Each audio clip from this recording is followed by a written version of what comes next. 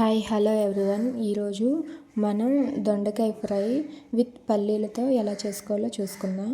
ముందు ఒక stove on చేసి ఒక ప్యాన్ పెట్టి అందులో ఒక 2 స్పూన్ల వరకు ఆయిల్ వేసి నేను వీడియోలో చూపించినట్లుగా నేను అరకిలో దొండకాయలకి 2 గుప్పెట్లు వేరుశెనగ గుళ్ళు తీసుకుంటున్నాను.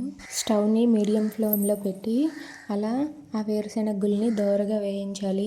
అవి చూడండి మరి కొద్దిసేపటికి కొంచెం కలర్ షేడ్ అయ్యాయి. ఈ కలర్ వచ్చినంత వరకు మనం అలా మీడియం ఫ్లేమ్లోని మాత్రమే వేయించుకోవాలి. అలా వేయించుకున్న పల్లీలను ఒక చిన్న బౌల్లోనికి తీసి పక్కన పెట్టుకుందాం. ఆయిల్ మొత్తాన్ని కూడా వడకట్టి ఈ పల్లీలను అయితే ఒక పక్కన పెట్టుకుందాం. అలా పెట్టుకున్న తర్వాత అదే మిగిలిపోయిన ఆయిల్లో సరిపోకపోతే ఇంకొంచెం 2 స్పూన్ల ఆయిల్ తీసుకొని అందులోనే మనం ఇప్పుడు కర్రీని ప్రిపేర్ చేసుకుంటాం అన్నమాట. మరి ఇంకొక ప్యాన్ పెట్టుకున్న అదే ప్యాన్లో మనం ఇప్పుడు కర్రీని ప్రిపేర్ చేద్దాం. దానికోసం 2 స్పూన్ల ఆయిల్ వేసి కొంచెం ఆవాలు, కొంచెం జీలకర్ర, ఒక 2 టేబుల్ స్పూన్ల శనగపప్పుని కొంచెం ఎక్కువగానే తీసుకుంటున్నాను. ఎందుకంటే ఫ్రైల్లోకి శనగపప్పు కొంచెం ఎక్కువగా ఉంటే బాగుంటుంది. ఇక అవి అలా ఫ్రై అవుతూ ఉంటే ఇంకోవైపు 2 మీడియం సైజు ఆనియన్స్ని నిలువుగా స్లైసీగా కట్ చేసుకుని వాటిని అయితే అందులో వేసుకున్నా. 2 ఆనియన్లు తీసుకున్నాను నేను. 2 ఆనియన్స్ని ఫ్రై చేస్తూ అలా ఆ ఆనియన్స్ని అయితే ఫ్రై చేస్తూ ఉన్నాం. ఇందులో అవి అలా ఫ్రై అవుతూ ఉండగా 3 ఎండుమిర్చి తీసుకున్నాను. ఎండుమిర్చి ఎందుకంటే ఫ్రైలలో ఎండుమిర్చియే చాలా వరకు వేస్తారు కాబట్టి ఎండుమిర్చి ఒక 3 చిటికేసి వాటిని కూడా అందులో వేసాను. కొంచెం కరివేపాకు రబ్బలు, ఆ కరివేపాకు రబ్బలు కూడా మంచి టేస్ట్ ఉంటుంది. అలా వాటిని అలా కలుపుతూ ఫ్రై అయినంత వరకు కూడా అలా కలుపుతూ మీడియం ఫ్లేమ్లో ఉంచితే ఆనియన్ అనేది బాగా ఫ్రై అవుతుంది.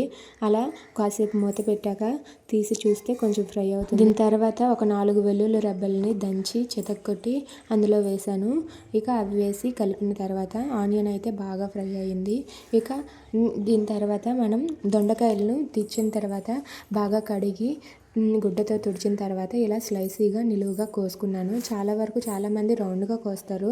నేనైతే ఇలా నిలువుగానే కోస్తాను. ఇలా నిలువుగా కోసి చాలా స్లైసీగా కోసాను అనమాట.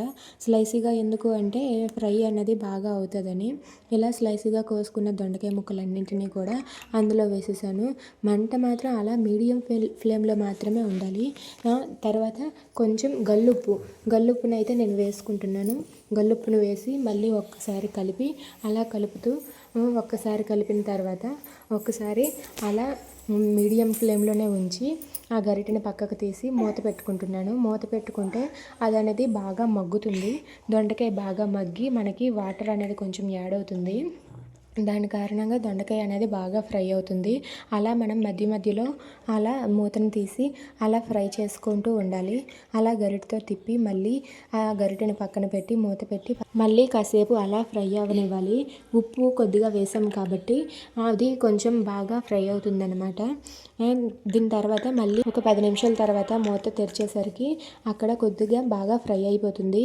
తర్వాత చిటికెడు పసుపు వేసి మళ్ళీ ఒకసారి అలా గరిటెతో కలిపి మూత పెట్టి అలా మీడియం ఫ్లేమ్లోనే ఉంచి బాగా ఫ్రై అవనివ్వాలి. కొద్దిసేపు తర్వాత తీసాక 2 స్పూన్ల కారం వేసుకుంటున్నాను. నేను ఇది ఆడించిన కారం కాబట్టి 2 స్పూన్లు అయితే సరిపోతుంది.